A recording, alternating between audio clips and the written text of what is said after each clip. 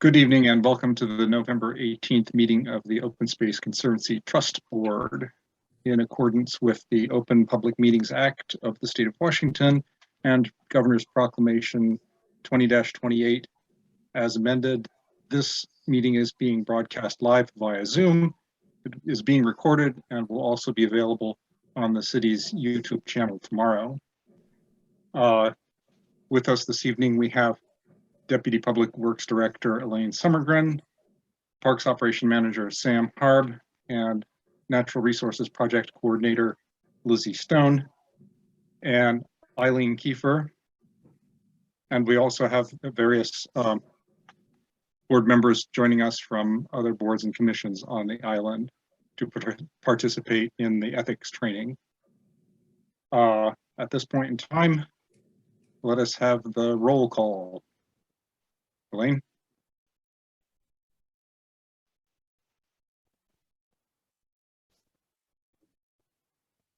One moment, please.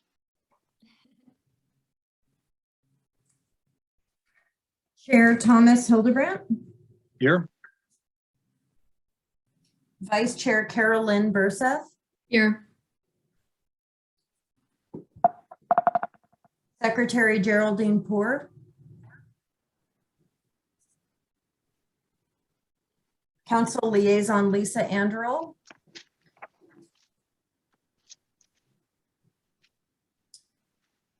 Trustee Marie Bender. Here. Trustee Craig Olson. Here.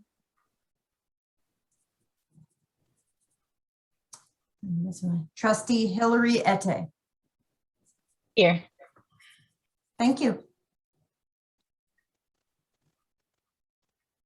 Thank you. We have a quorum, so we may proceed. First item on the agenda is public appearances.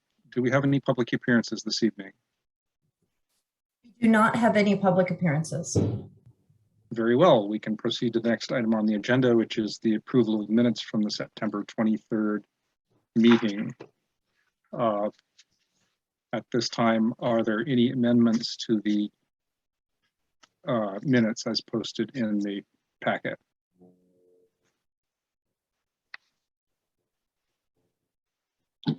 Hi, Jerry Poor is here. I missed roll call. Can you hear me? Yes, we have Yes. you down, Jerry. Thank you. Thanks so much.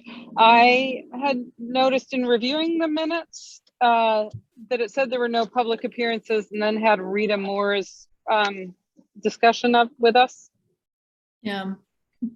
I will make sure that's corrected. Thanks. I noted that at the beginning of the minutes, it said Chair Bender called the meeting to order, and it was actually I who called the meeting to order. So that amendment should be made. And also at the very bottom, I believe there was a typo. Oh, no, it was a question rather. The minutes were to be attested by Deb Estrada, who's left the city of Mercer Island for employment with the city of Snoqualmie. So should that be substituted for our new city clerk, Andrea Larson? Yes, I've changed it to Andrea Larson. I believe All right. I had typed up these minutes before she left. This was her last gift to the Open Space Trust Board. So that was her parting gift. I have a couple of corrections that I actually found in the minutes as well, and I'd like to note those. The staff participating remotely also included Merrill Thomas Schott, Recreation and Operations Coordinator. And I wanted to change Lizzie Stone's job title, which was incorrectly listed as the Natural Resources Specialist, to Natural Resources Project Manager.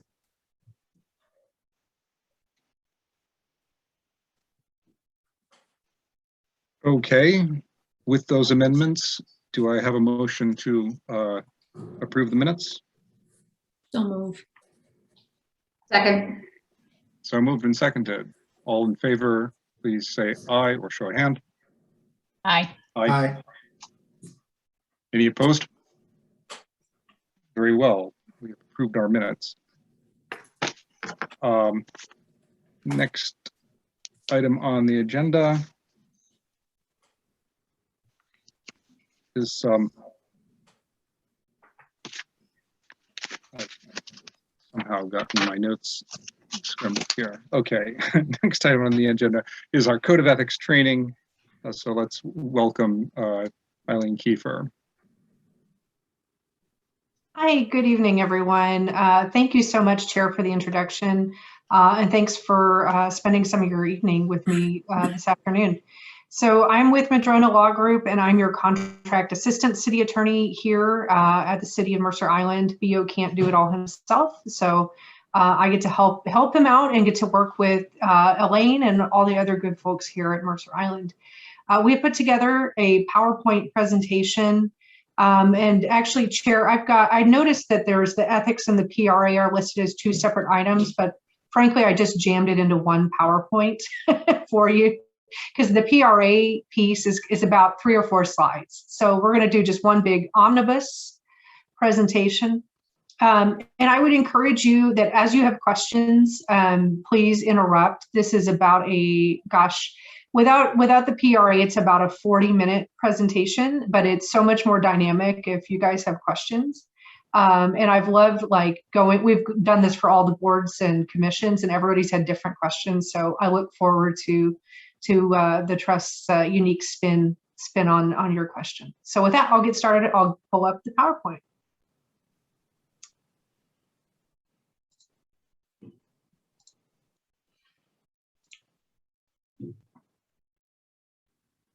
Okay.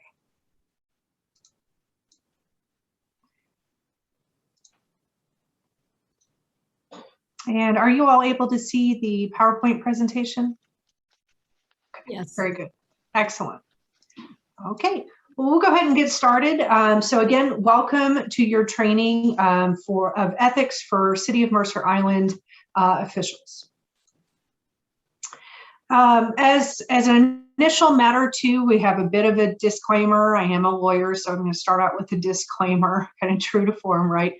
The disclaimer is this is the best information we've got. Taking this training is not going to be a defense against any ethics complaint. Hopefully none of you guys are ever subject to any ethics complaints, but the training's not a defense against that. But so with that said, I'll give you the best information I've got, but as always, your best judgment and your best understanding of the Code of Ethics is going to be really what's important. Okay, so as an introduction, why does Mercer Island have a Code of Ethics? And, the background to this is the City Council earlier this summer really took a lot of time and really revamped the city's existing Code of Ethics. There's a lot of public policy reasons behind this, and they're all pretty self-evident, right? We want to make sure that Mercer Island residents and businesses get fair, ethical, and accountable local government. And you guys are here in your capacity as public service. So, you understand that it's important to protect the public trust in local government. And here I'm just going to do a little bit of slide orientation. So you'll see at the bottom right-hand corner, I've got a citation here to the Mercer Island City Code. Where there are references either to the Mercer Island Code or to general state law, I popped them down here in the lower right-hand corner. So that way you can, follow along or just have that for handy reference in the future. Okay, so where does Mercer Island's Code of Ethics live? Well, it is codified in Chapter 2.60 of the Mercer Island City Code. And like I said earlier, it was revised earlier this summer. It is supplemental to other law, including RCW Chapter 4223, which is the Code of Ethics for Municipal Officers. And the Code of Ethics applies to City Council, city boards and commissions, which is why you're getting this training, and other council-appointed task groups or committees. The preamble to the Code of Ethics lays out a number of expectations for city officials. I'm not going to read all of these, but I will skim and kind of give you the highlights, right? As city officials, you're expected to honor and respect the principles and spirit of representative government and to comply with the laws and policies affecting the operations of government. The Code of Ethics calls on you all to conduct both your official and your personal affairs in order to maintain public confidence in city government. City officials must give the clear impression they can't be improperly influenced in performing their duties. City officials are called to be independent, impartial, and fair in judgment and actions. City officials are expected not to use resources of public office for their own personal gain, but only in the best interests of the city and its residents. City officials must conduct public deliberations and processes openly in accordance with the Open Public Meetings Act, unless legally confidential, and in an atmosphere of respect and civility. And then finally, city officials are expected to be honest, fair, respectful, and to avoid any conduct creating even the appearance of impropriety. Okay. So now we're going to get into a long laundry list of prohibited conduct. This is the list of, ye shall nots in the Code of Ethics. And I know that you had the Code of Ethics in your packets today, so this is going to follow chronologically through that Code of Ethics. Okay, so the first concept we're going to discuss tonight is conflicts of interest. Code of Ethics does prohibit conflicts of interest. And it requires that where an official has a conflict of interest, what they need to do is to recuse themselves from any consideration of that matter. So not only would an official who has a conflict of interest not be permitted to vote on that item, but also they couldn't even conduct the deliberations at all. So no participating in the discussion at all. It's pretty self-evident, right? If you can't vote, you also shouldn't be permitted to essentially, sway or persuade your fellow city officials on that matter. Okay, so what is a conflict of interest? And here is where the definition is actually pretty important, because we're going to talk about an appearance of conflict in just a bit. And so those two concepts are similar, but they're different. And so the definitions is what tells us, when somebody has a conflict of interest, a true conflict of interest, and when somebody might have just the appearance of a conflict of interest. So a conflict of interest is when the official, their spouse, any individual with whom the official lives, or any entity that the official serves for as either an employee, officer, director, trustee, partner, or owner, when they stand to incur financial gain or loss relating to a city decision.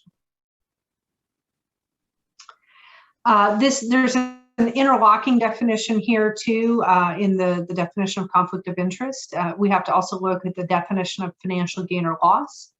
The Code of Ethics tells us that it's any material financial gain or loss that an individual or entity stands to incur as a result of a decision under consideration by the city. And I'll note that there's a couple of exceptions to the definition of financial gain or loss.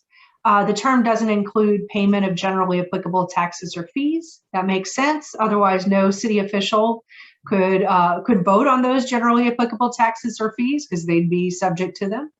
And the term also doesn't include financial interest shared with more than 10% of the city. Okay, and now appearance of conflicts. Like I alluded to earlier, appearance of conflicts is also something that's addressed in the Code of Ethics. Sometimes we just went over the definition of conflict of interest. It's somewhat narrow, right? But sometimes there can be other types of relationships or just other situations that might lead the public to think that a public official has a conflict, but it may just be an appearance of a conflict. But these appearances of conflicts can also be damaging to the public trust. So the Code of Ethics requires particular restraints for city officials who have appearances of conflicts, even if they don't have a conflict of interest as it is defined. Okay, so how do you know if you have an appearance of a conflict? The Code of Ethics define it as when it appears to a reasonable person having knowledge of the relevant circumstances that the official's judgment could be impaired either because of a personal or business relationship or a transaction or activity engaged in by the official. So you'll see this is a much, much broader definition, right, than the definition of conflict of interest. So if you think you have an appearance of a conflict of interest, what should you do? And the Code of Ethics doesn't require you to recuse in this situation, but it does require you to make a public written disclosure of the facts giving rise to the appearance of a conflict before you participate in the matter. So that way it's just full disclosure, everybody knows the facts for appearances of conflict. I will say just off the cuff, sometimes people recuse anyways. The Code of Ethics doesn't require that, but some folks just for the appearance's sake, just to avoid any claims of impropriety, will go ahead and recuse even if they only have the appearance of a conflict. Okay, so moving on to the next concept in the Code of Ethics. The Code of Ethics does prohibit officials from having beneficial interests in contracts. It states that officials can't be beneficially interested in any contract, either directly or indirectly, that's basically made under their supervision or might be made for the benefit of their office. I'm going to get to some examples in just a bit. Additionally, the Code of Ethics prohibits officials from accepting, either directly or indirectly, any compensation, gratuity, or reward in connection with any contract from any other person beneficially interested therein. So they're talking about things like, finder's fees, commissions, things like that. Okay, and so what is a beneficial interest? Again, the Code of Ethics really relies on the definitions here. I know it's kind of, when you look at a policy, it's easy to skim over the definitions, but that's really where a lot of the substance is in the Code of Ethics. So the Code of Ethics tells us a beneficial interest is any direct or indirect monetary or material benefit accruing to an official as a result of contracts or transactions that are or might be the subject of an official act or action by or with the city, accepting contracts or transactions that confer similar benefits to all other persons or property similarly situated. And I note here too, with beneficial interest, this is probably sounding familiar to you all. That's because there could be overlap here with the Code of Ethics prohibition on conflicts of interest. So I just wanted to kind of point that out. This is an area of the code that overlaps a bit. So maybe warrants some extra caution here. Okay. So can I ask a question? Sure. I'm looping back to conflict of interest. Yes. So the question is, what's your advice around sense of timing, or how one identifies? Is it typically when the agenda for a meeting would be going out, or is it do you wait until the meeting occurs, or how does one typically identify that such a conflict exists and identify it to others? Sure, that's a great question, and I don't know how often you guys are able to look at your schedule for meetings going forward, or if you're just looking at your agenda for the meeting ahead. I would address anytime you have either an appearance of conflict or a conflict of interest, I would try to get ahead of that as quickly as possible. So if you know you have a conflict of interest, or you think you have an appearance of conflict, I would probably talk to the chair and say, look, I'm going to recuse myself from the discussion on agenda item X because I have a conflict of interest. So that way the chair can kind of cue you on that front. And I'm glad you brought this up too, because honestly, I didn't discuss how we recuse in an electronic setting, right, when we're on Zoom. So there's a couple of ways to do it, because you could always just turn off your video and your audio. Or what you could do is even just leave the Zoom meeting and then click back into it, have somebody text you when that agenda item's over, and then come back in. So for conflicts of interest and appearance of conflicts, I would try to at least raise the issue with the chair ahead of the meeting. Additionally, too, you might be aware of things that are going to kind of be on your radar months in advance. And we're going to get into the training later about ethics opinions and how to get those from the ethics officers, Because sometimes you're like, well, do I have an appearance of a conflict? Do I not? Do I have a conflict of interest? The city has an ethics officer, and he's able to give kind of advisory opinions on that. We're going to get into that later, but if you know, like, oh, hey, in March we're taking this thing up, and you want to get an advisory opinion ahead of it, that's a good thing to know. That's a good thing to do ahead of time if you have that time. If you do. Yes. So I have a follow-up question then. If Sure. we don't identify that we have a conflict of interest, is it the obligation or is it a possibility that someone else who's a member of the group could challenge that there's a conflict of interest? And how is that managed? Oh, and I'm going to scroll back through the slides here too, so we can be. Sorry, I had my hand up. No, I just had everything. Well, I'm glad you said something, because I just had the. I didn't have the items up. Yeah. Or the video up. Yeah. So we'll go back to conflict of interest. Okay. So typically, it's typically going to be. You're going to have the best knowledge of whether you have a conflict of interest or an appearance of a conflict. But you're right. It could be that somebody else thinks you have a conflict of interest or an appearance of a conflict of interest. In that case, I mean, they are, if it's someone on your board or commission, I think the appropriate thing for them to do is maybe, raise it with the person that they think has the conflict or with the chair. Sometimes there will be, there is a procedure for complaints. Code of ethics violation complaints. So that's always a possibility, but I would imagine for you guys' perspective, you're wanting to keep each other out of trouble, right? And not get each other in trouble. So I think what I would probably do if I thought a colleague had a conflict of interest or an appearance of conflict, I'd probably discuss it with them via phone ahead of time, maybe discuss it with the chair. See if you could flag it that way. So.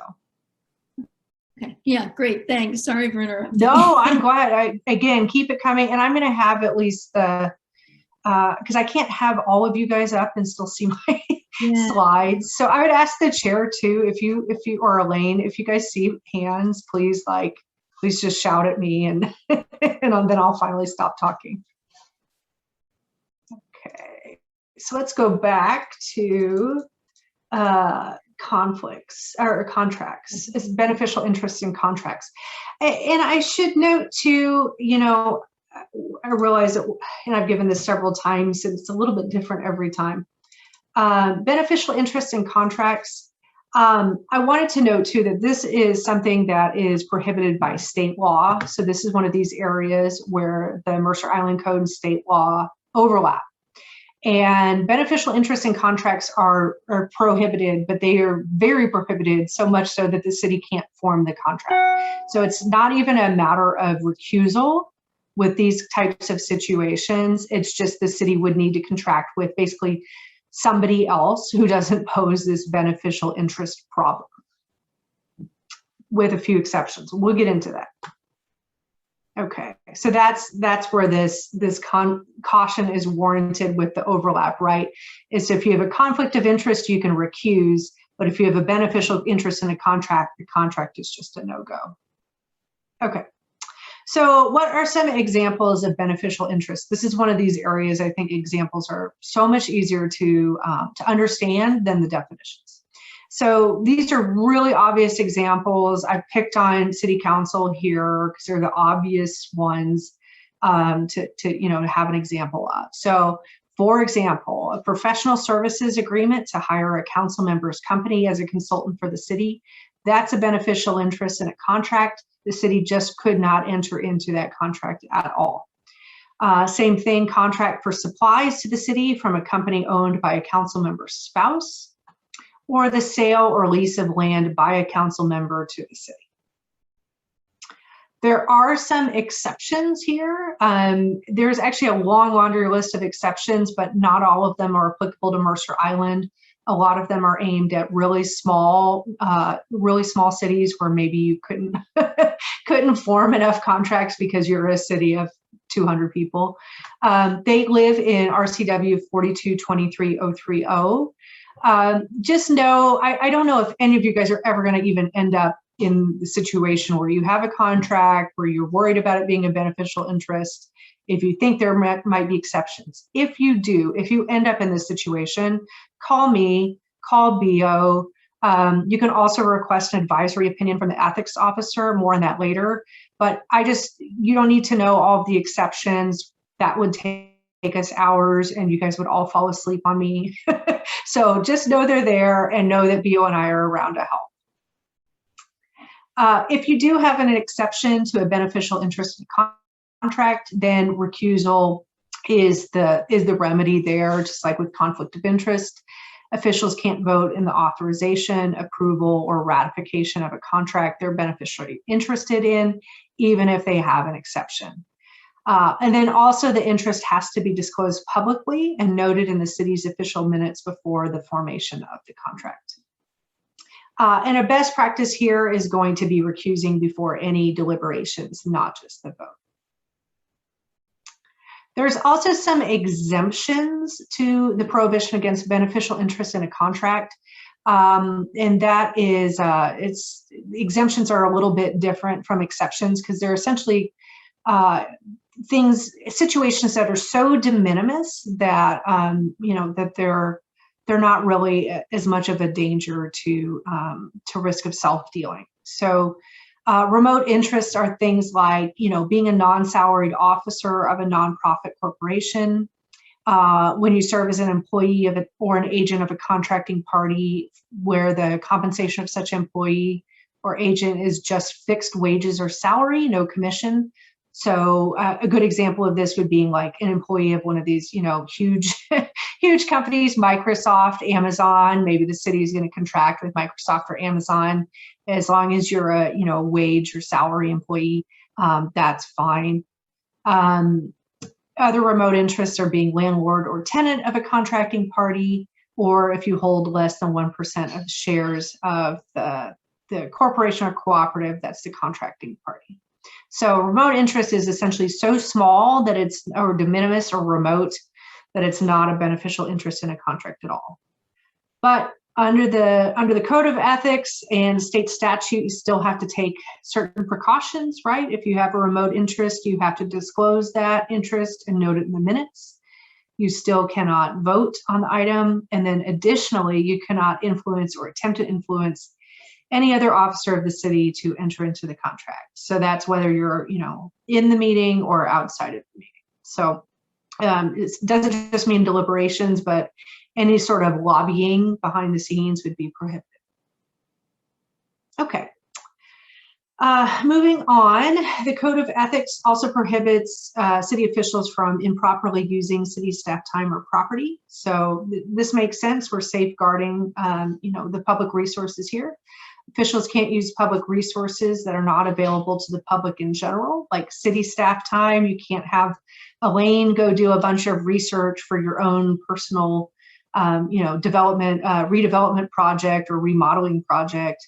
Can't use equipment, supplies, or facilities for your own personal use, unless it's in frequent use at little or no cost to the city. So, if you use a city copier to make one copy, I don't think you're going to, you need to necessarily worry about a Code of Ethics violation there.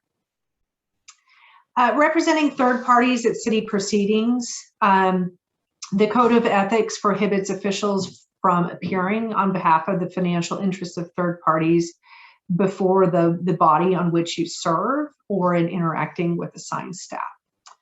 And then this last bit, this is for city council, but I guess it's an interesting tidbit for you guys to know. Members of the city council can't appear on behalf of the financial interest of third parties before either themselves or before any of your board or commissions.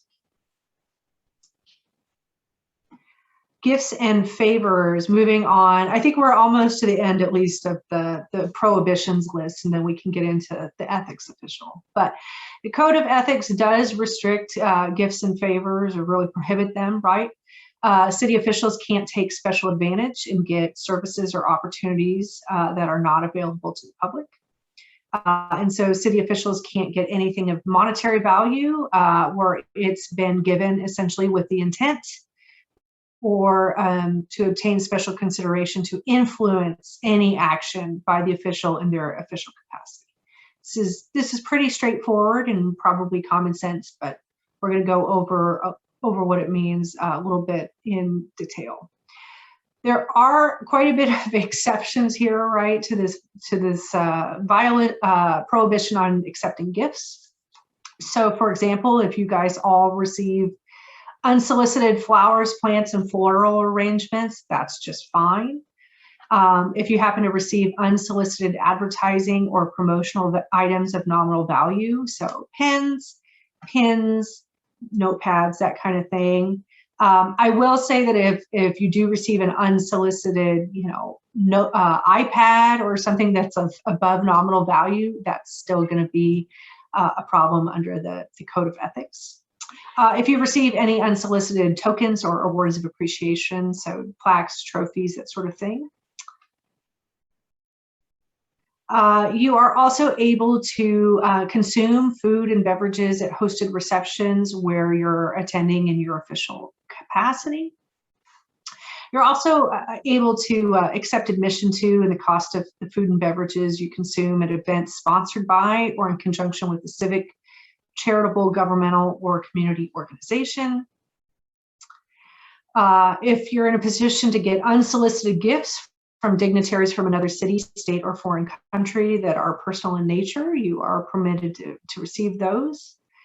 This is the one I think that comes up the most, right? Food and beverages. So if you're sitting down and having a cup of coffee with somebody, maybe a muffin, that kind of thing, infrequent occasions, that's okay, right? So if you are, even if you're in the performance of your official duties, if somebody wants to buy you a cup of coffee, as long as it's not, a regular thing, that's just fine. And, we were talking about this with Planning Commission. I remember they were asking about this, and I explained, I'm like, yeah, I was raised in the South. If somebody's offering you coffee, it's kind of rude not to take it. So don't have to worry about that under the Code of Ethics. And then the last exception is really my favorite. So whenever you're getting a gift from a family member or a friend that's clearly personal in nature, no need to worry. That's not a violation of the Code of Ethics. The Code of Ethics does prohibit officials from disclosing confidential information that you might receive in the course of your official duties.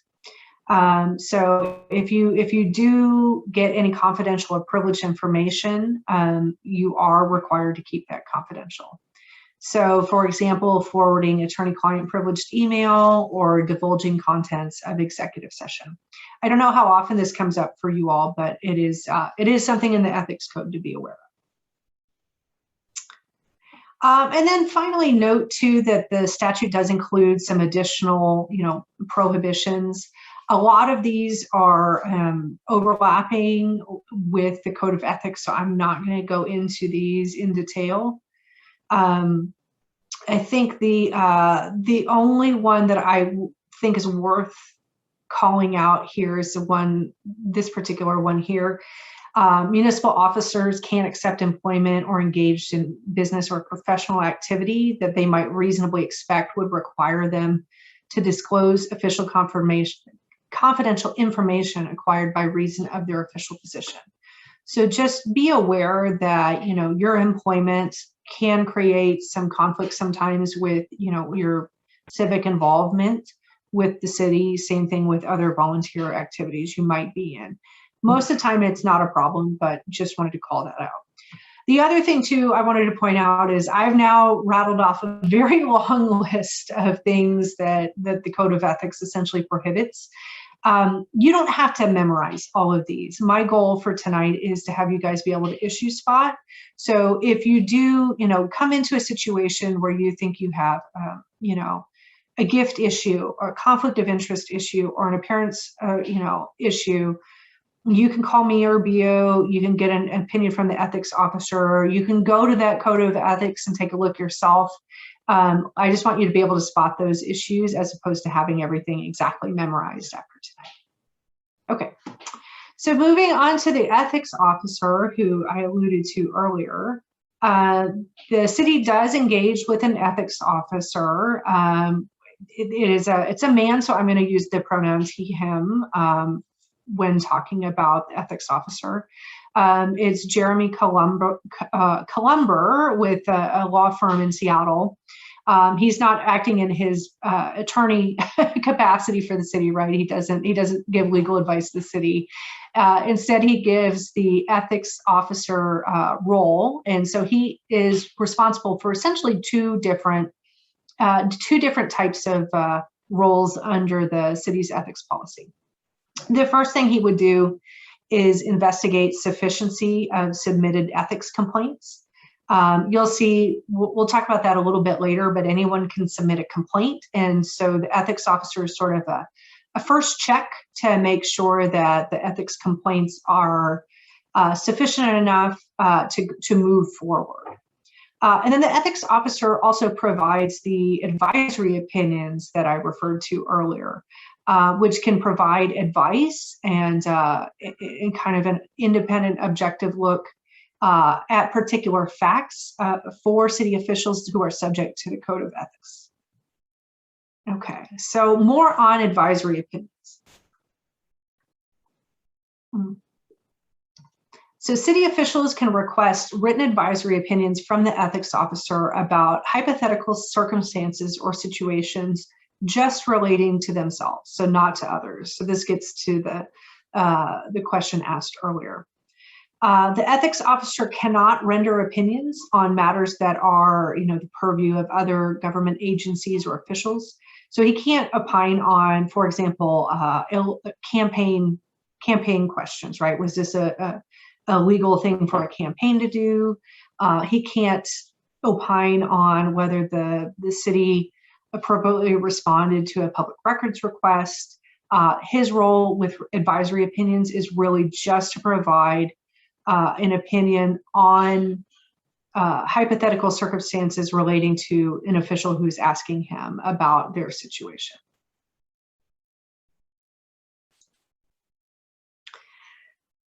The ethics officer gets to determine when he's going to issue an advisory opinion. And when he's figuring out which cases he's going to issue an advisory opinion, he looks at whether or not the issue has been recently addressed, whether it's likely to be the subject of controversy, and whether or not the requesting official has made prior requests for advisory opinions.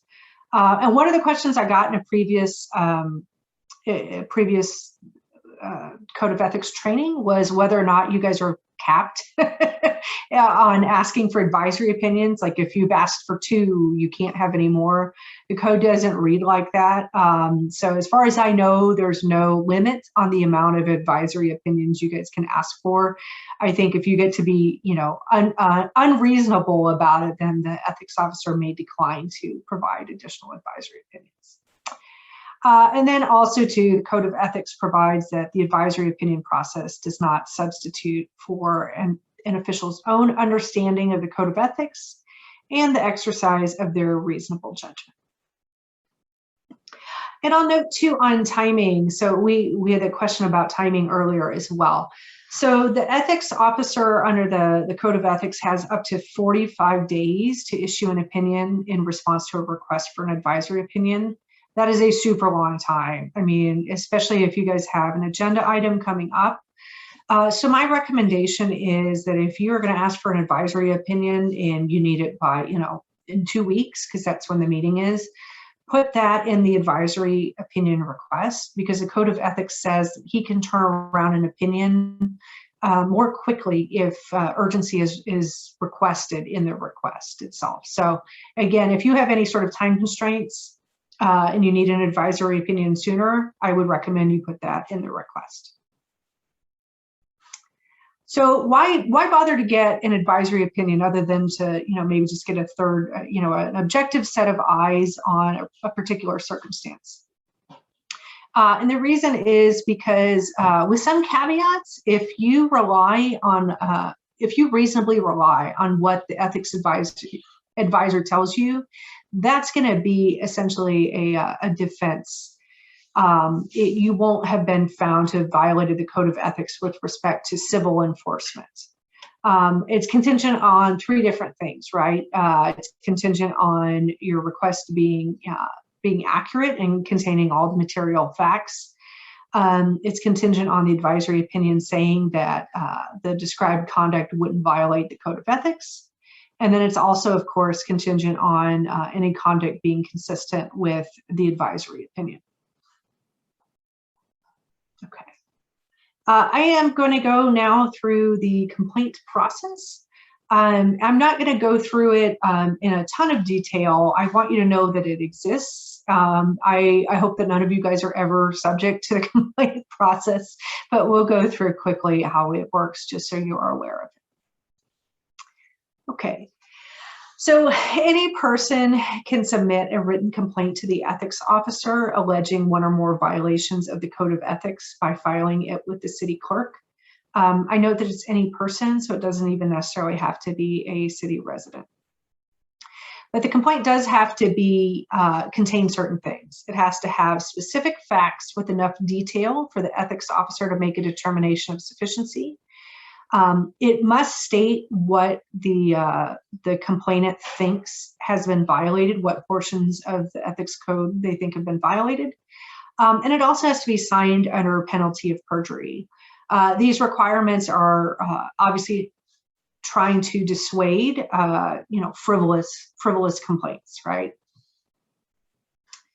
And in aid of that, the ethics officer takes kind of a first cut at whether or not ethics complaints are sufficient to even move forward. So he has to make a determination of sufficiency within 30 days of receiving the complaint. Complaints are sufficient if they precisely allege and reasonably described acts that would constitute an on its face showing of a violation of the Mercer Island City Code. I've got a slide about confidentiality, but I am going to caveat this a bit.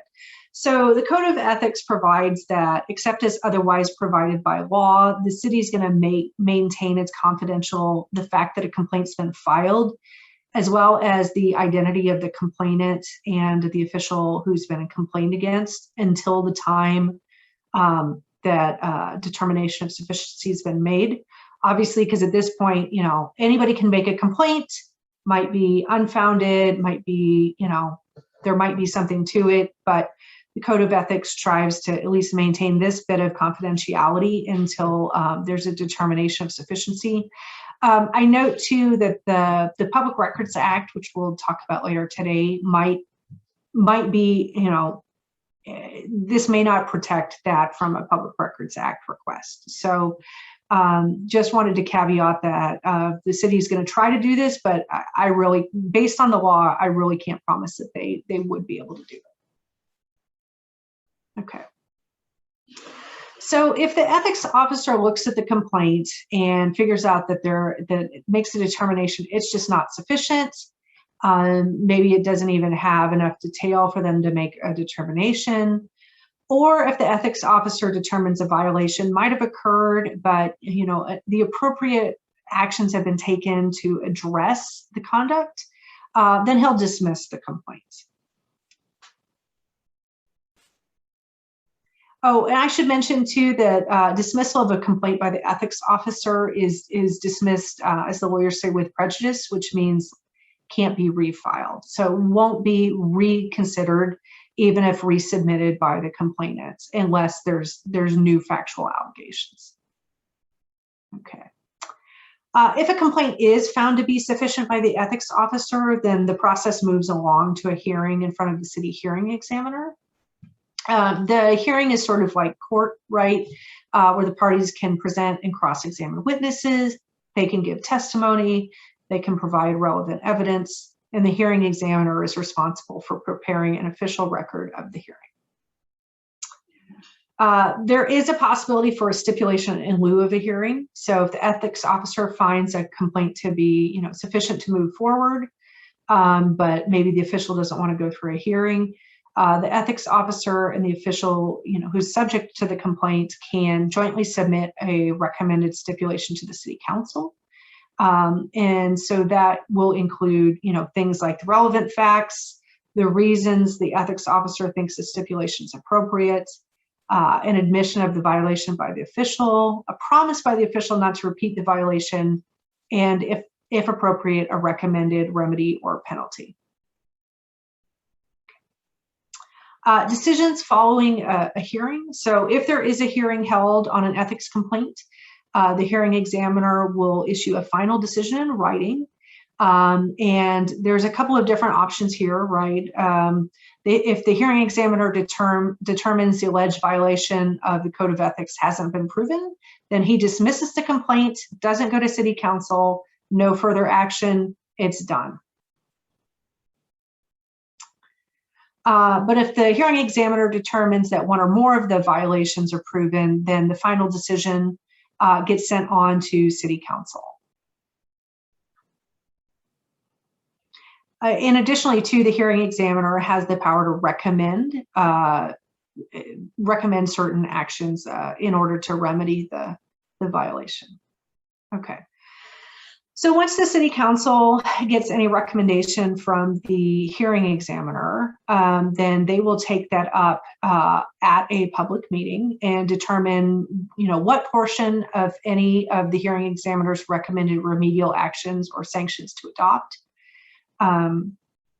They would also take a look if there was a stipulation in lieu of a hearing, that would also go to the city council, and they would also look at, whether or not to adopt the ethics officer's recommended stipulation.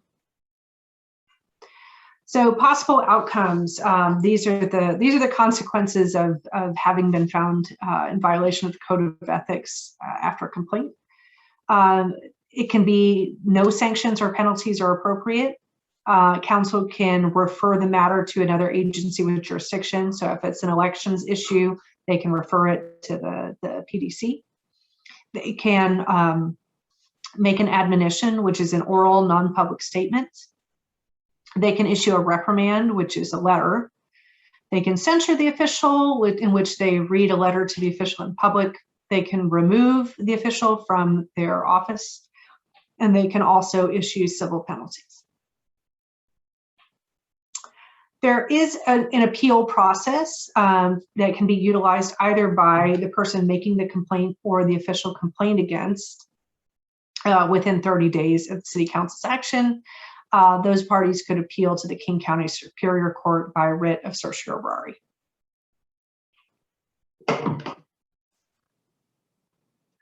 I'll just note too that the Code of Ethics does provide protection against retaliation. So if a person files a complaint with the ethics officer, they are protected from any personal attacks, harassment, or intimidation, or any other action really in retaliation for filing an ethics complaint. Public records. Okay, so this is public records as it relates to the Code of Ethics, and then I'll take a quick break and see if you guys have any questions before we move on to your public records module. With respect to ethics complaints, the records before the ethics officer or the hearing examiner, just know that those do become public records that can be subject to inspection or copying by members of the public unless there's an exemption in law. Note too that if the city receives a request under the Public Records Act and thinks that the information might be exempt from disclosure, what it will do is give what we call third-party notice. And so we give the complaining party and the official who's subject to the complaint a certain amount of time. We say, we're going to release these records unless you go to court and get a court order to enjoin that disclosure. But if you don't do that in that amount of time, we'll release the records. And that's just to give everybody, if there are potential exemptions, to give folks enough time to go get a court order if they need to prohibit release of the records. Okay. This is a good place to pause because we're at the end of the ethics portion of your training. You guys look to be awake, which is good. I know this is not the sexiest of topics, so I appreciate you guys hanging in. Any questions so far? Well, I noticed that there was no mention made of the limits on civil penalties that might be imposed in the case of an ethics violation. And this could be instructive for people who've not read all the way through that section of the city code.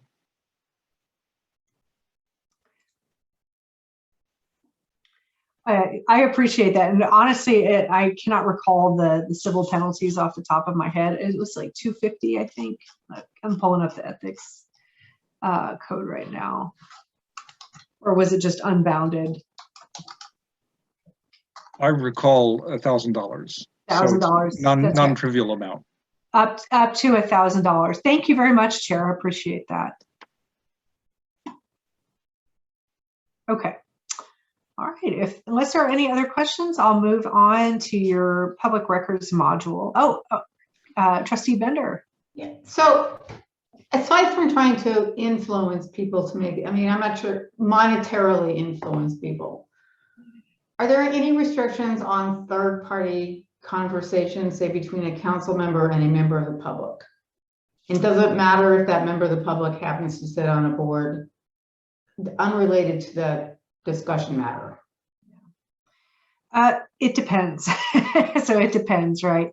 So first of all, obviously you'd be prohibited from disclosing or talking about anything that's confidential, if it is confidential. I presume your question is about just generally applicable, non-confidential public information. It's more about advancing the residents' personal opinion about something that's, say, in front of the city council. Yeah. That happens a lot. So the only caveat, normally that's fine. Normally it's fine. And in fact, that is like, part of the job, right? Is people are going to corner you at the grocery store, at church, or at your kid's school or whatever, and bend your ear about that, which is fine. If you guys do take up any quasi-judicial items, I don't think that's part of anybody's role here, unless we've got design commissioners. They're about to get some special training on appearance of fairness. So anytime you're talking about like decisions on a permit or a site-specific rezone, I don't think that's any of what you guys handle at all with respect to the trust. But anything like that where you have appearance of fairness, then you wouldn't want to engage in those conversations because they can be ex parte. But for regular legislative type proposals, that's absolutely fine and to be expected, just kind of a part of life. So if you have a financial interest in something that's in front of the council, Mm-hmm. and it may not be, so there was a zoning issue that was raised on the other side of my property. Mm-hmm. And I talked to a lot of council members and planning department members, but I had one planning department member decline to talk to me because the person felt it was inappropriate. Yeah. I didn't think it was, but of course I didn't challenge the person.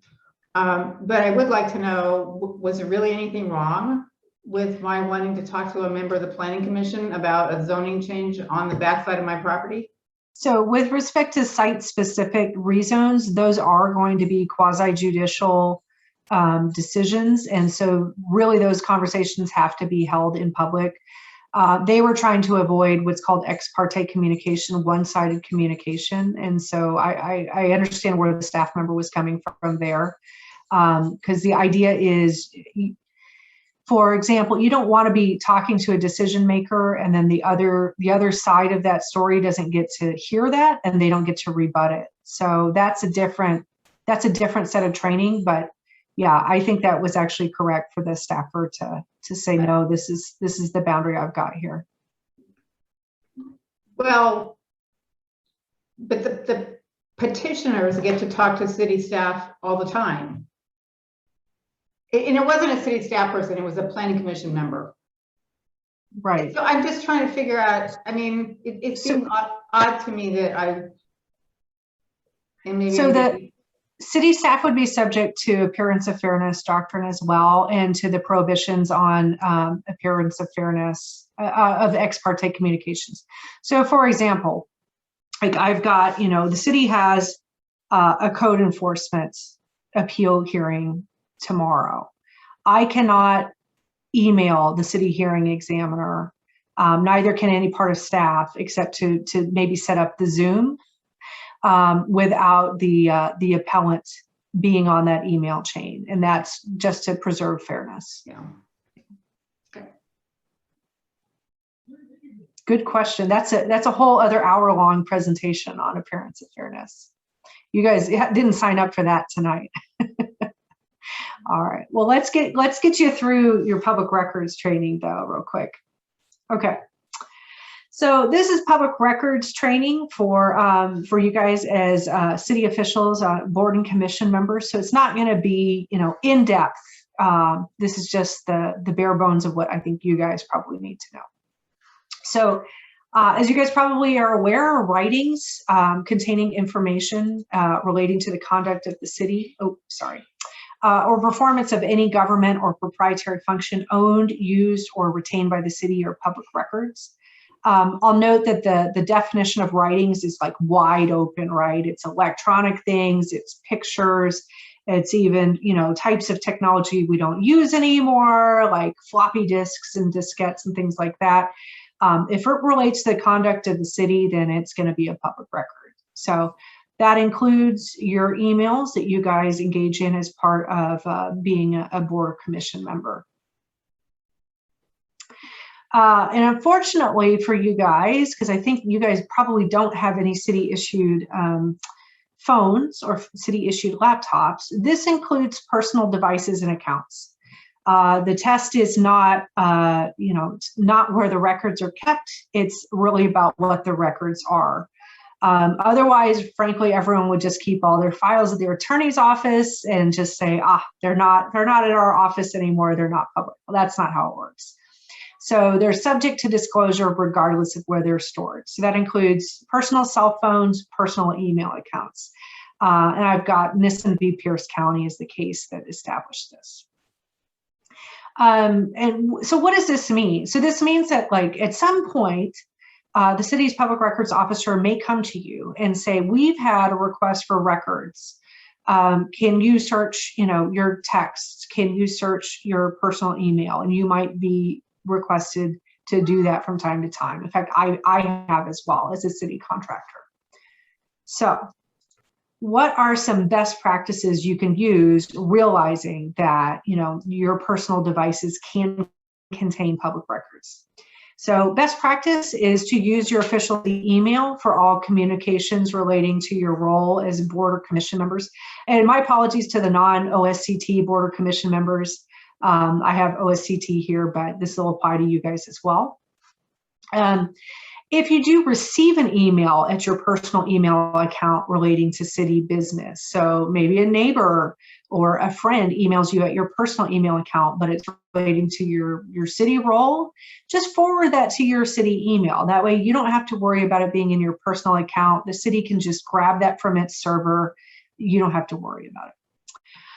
Additionally, too, if you use your personal laptop for city business, for your notes from tonight's meeting or anything like that, I would just keep a separate folder for files for any of your official city business purposes. So that way, if you are ever asked, hey, do you have anything? It's all located in one place, easy to find, easy to get to. Additionally, too, as far as a records retention standpoint, for these types of records, before they end up getting deleted from your device, please just forward them to city staff, because there are record retention requirements. It varies by type of document, but if you get it to city staff, they can take care of retaining it in accordance with the retention requirements. And then there is an exception to this of transitory messages. So if you guys text each other like, hey, I'm going to be 5 minutes late to the meeting, that's fine. You don't need to worry about that. And then if you guys are burning for more Public Records Act information, there is YouTube training, as you can hear other attorneys and other folks at the Attorney General's office talk about Public Records Act. So maybe if you guys are having trouble sleeping, log in and find all about Public Records Act. And with that, any questions on Public Records Act?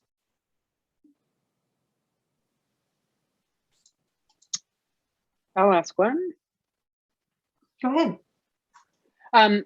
So we have just recently acquired these email addresses, mercerisland.gov email addresses.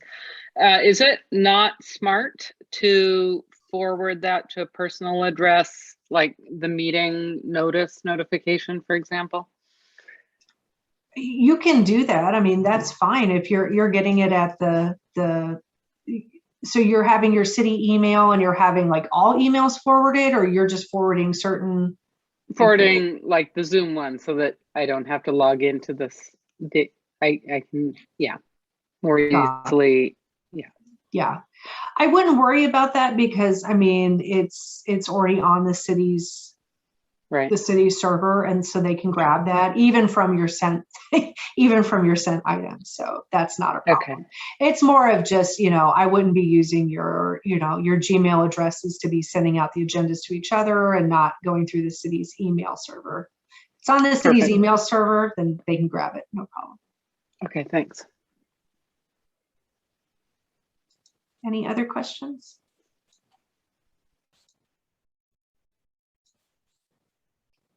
Well, thank you guys. That's all I've got, and I just really appreciate it. You guys have taken, an hour out of your night to learn about the city's code of ethics and all of the things that the code of ethics and state law won't let you do.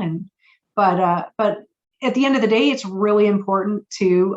That's the thing, is it's kind of an unfun training, but you guys serve a really important role for the city. So that's why you're subject to these kinds of trainings. So if you guys do have questions as you think of them, you've got my information, you've got BO's information, give us a holler anytime. We serve you guys at the city, so happy to help.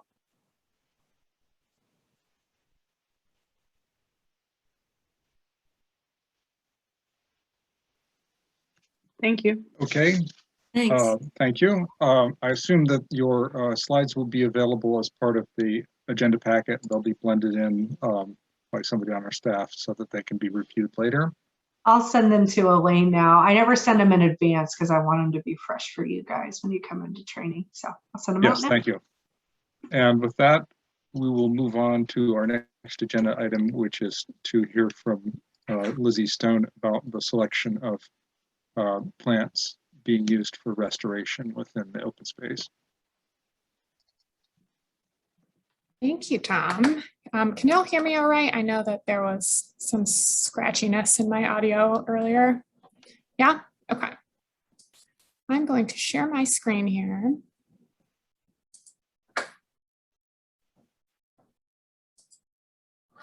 It should be a thing I know how to do very well at this point. Come on.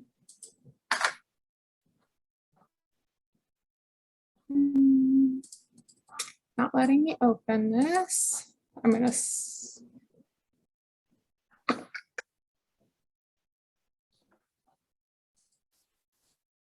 Oh. I do want to point out that Elaine is having some issues with her Zoom, so it could be kind of widespread. I'm not quite sure.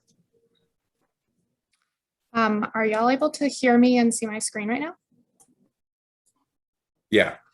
Yeah. Okay. I can't see you, so I we'll just go through this. It shouldn't be too long. I just have, looks like 12 slides here. So I'll talk through this and the considerations that go into selecting plants for Pioneer Park. And then I'm happy to answer any questions that y'all have at the end, because I won't be able to see anyone raising their hand or anything. If anything really pressing comes up, just feel free to interrupt me. So yeah, I am here tonight to talk about selecting plants to be installed at Pioneer Park. And there are a lot of considerations involved in that decision making. And I guess I hope to get across that there are a lot of nuances and challenges involved with planting for restoration in general, and also specifically at Pioneer Park. So I'm gonna start out by talking more generally about the process for restoration projects and then get into the specifics pretty soon after that. So at Pioneer Park, for restoration, we are generally thinking about these four main considerations. And first, we're assessing the current condition of a site that we're hoping to plant in. So that involves thinking about canopy cover, what species are present, the hydrology of the site, if there's water courses moving through it, or if you've got really wet soils and wetter areas or drier areas. Thinking about habitat features like maybe steep slopes or ravines, or again, water courses would fit into that. Thinking about disturbance, previous disturbance, or anything that might be currently happening or intended or might happen in the future that you can expect.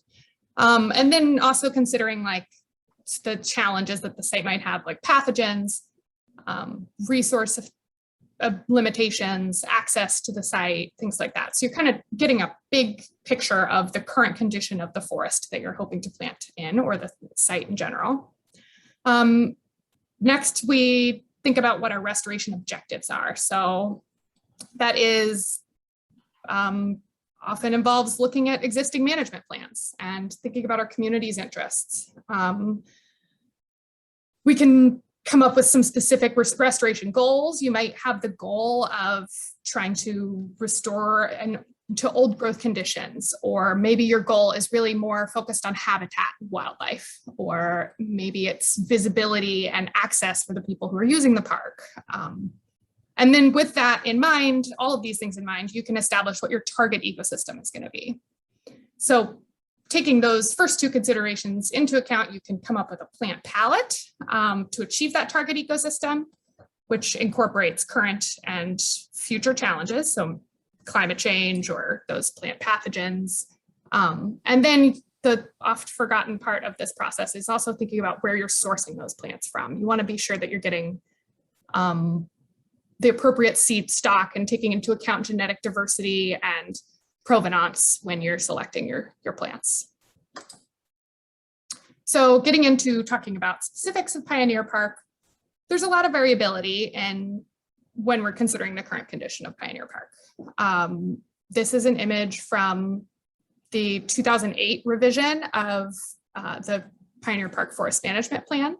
And it's showing the canopy gaps. So what I have here is the orange is the canopy gaps, yellow is the fragmented canopy, and then the white background is closed canopy. So you can see that the conditions vary depending on where you're working in the park. So it can be pretty specific to your specific planting area. Pioneer Park is also— Sorry, Lizzie, could I interrupt you real quick? Sure thing. A couple of comments that came up in the chat. It appears that, Lizzie, you were unable to share your slides. Is that correct? Oh, is it not showing up? It's not showing up. I think you might. Oh, no. Let's see. That's terrible. Hold on. Yeah. Let me try again. There's a few issues going on. Uh-oh, what are the other ones? There we go. We see. Now you see this? Yes. Yep. Okay. What are the other issues? Elaine's having issues, but okay. Those are other separate than this talk. Yeah, you might have to go back a little bit because the first part was— that's fine. Luckily, okay. So can y'all still see that? Yes. You can. Okay. So my first slide just had this pretty picture. So that's what y'all missed out on. I guess I had another just pictures of plants. This is a lot more plant pictures than the last presentation you saw. Hopefully that's refreshing. But this is what I was talking about with the map from the Forest Management Plan in 2008, or the 2008 revision of it. So it has orange gaps, yellow is the fragmented canopy, and then the white background there is the closed canopy in Pioneer Park. So yeah, the whole point in this image is really just to get across that there's a lot of variability throughout the park. So depending on what management area you're working in, you might have a lot of different things to be dealing with and considering when choosing the plants you're going to put in. Another thing I want to note is that in blue on this map are trails, and Pioneer Park has a lot of trails that are traversing through it. And there's roads passing through between the quadrants. So that creates a lot of edge effect where there's potential for disturbance or the introduction of invasive weeds in some areas more than others. The soils of Pioneer Park are overall generally considered to be glacial till, which is sort of sandy, relatively well-drained soil. But there's also ravines and there's water courses and wetter areas that may have different soil profiles, and those need to be managed accordingly. So some of those specific site conditions in Pioneer Park that I want to talk about and really make clear that this is very important when deciding on our plants are tree diseases. So yeah, we have tree pathogens that have been identified throughout Pioneer Park for decades. And these are native diseases that are affecting our native trees, unfortunately. And these do last in the soil for a very long time, decades. It can be like up to 50 years sometimes. And so I want to get into very briefly talk about each of those, or the first two of these, because those are the most important and present in the park. So we have laminated root rot, which impacts Douglas fir trees, but primarily Douglas firs, as well as our grand fir, and then hemlocks to a lesser extent. Sitka spruce is kind of a medium impact on that one. Western red cedar is known to be resistant, as well as our regionally local pines. So the western white pine, shore pine, yellow pine are resistant to laminated root rot. We also have our malaria root disease, which is maybe the most common root pathogen in the park. And that unfortunately impacts most of our native conifers. So Douglas fir, hemlock again, western red cedar can be susceptible to this pathogen. And then a different species of that same armillaria fungus can impact big leaf maples and red alders too, which is a bummer. So generally those are, this armillaria root disease is impacting trees that are already stressed. So that might be by competition from invasive weeds or by drought. So some of our strongest tools against that is to be really attentive with our forest management, but it's definitely something that we need to consider when we're putting in trees and selecting which ones to do. So there's other diseases that were found in the park, but those are the two main ones that we're considering. And then I did want to just use this map to show, this is a map from the 1998 Pioneer Park Disease Assessment by Dr. Bob Edmonds from the University of Washington. And these yellow circles on the map are showing pockets of laminated root rot in the park. So just to show that it is very widespread and it is definitely in all three of the quadrants. And that was almost 25 years ago. So that is a pretty important component of this. And then I also just want to point out that there are pretty consistently throughout the park pressures from invasive weeds. So three big ones are holly, ivy, and blackberry. And these are competing with their native vegetation. Holly and ivy are pervasive they can grow in the shade and they're pervasive in all three quadrants. And we do have a really focused restoration effort on trying to manage those.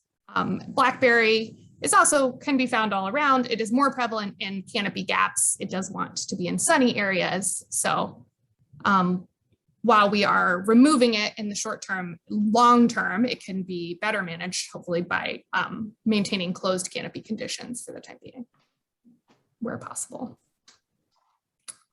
Oops. Okay, so now we've kind of talked about the current condition in Pioneer Park, and that brings us to the second phase of our plant selection process. So Pioneer Park has pretty well outlined goals and plans for how forests should be managed, which makes it a bit easier. It's very nice. We have the Pioneer Park Forest Management Plan that was developed in 2003 and updated with data from 2008. There was that forest health survey that was conducted in 2008, and then also some 10-year follow-up data collection in 2018. So all of that is going into informing us on what the community wants and what we want to see in Pioneer Park. So the management plan outlines over a dozen, I'm not quite sure how many goals at the very beginning, and 6 of them at least very directly impact what our plant selection decisions can be. So I've simplified those a great deal for this slide to minimize the number of words, but basically we're aiming for a healthy, sustainable native forest. We want to protect our soils and the biology within our soils. We want to encourage natural regeneration wherever possible, manage the diversity of structure and composition, and then also protect and enhance our habitat for wildlife in the park. So that brings us to being able to identify a target ecosystem, which of course would be variable depending on the specific habitat and condition of the diverse areas of the park. So depending on where you're working. But the overall ideas are that we want a conifer dominant forested ecosystem with evergreen understory species. We are prioritizing native plants while also trying to avoid plants that are susceptible to rot, which is tricky. And then we're also, of course, always trying to think forward to our future climate and opt for more drought and heat tolerant species wherever that's possible to do. And from there, we can choose a plant palette that meets the needs of our restoration area and achieves that target ecosystem, ideally. We are aiming to select only native plants that are native to the Puget Sound Basin. But the reality is, I mean, while it would be great to just plant the trees that have always lived here, Pioneer Park 100 years ago is very different than what it looks like now. And it will look very different in 100 more years. So we just have to be realistic to an extent about the impacts of disturbance and urbanization and disease and climate change, invasive plants, all these different factors that are making it look the way it does now.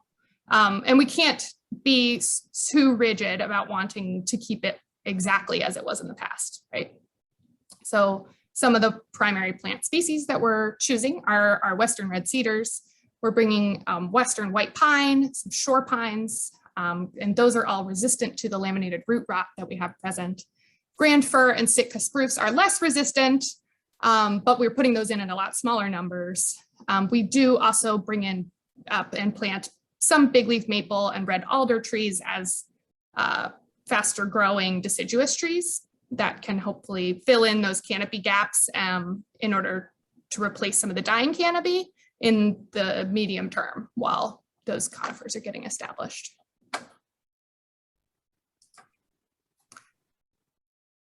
So I do want to talk about that last step of the process, which is thinking about our plant sourcing. So this is where we're getting our plants from. And when I say that, it's not so much the nursery that we're buying from, but really where the seeds that nursery is using to grow plants are from.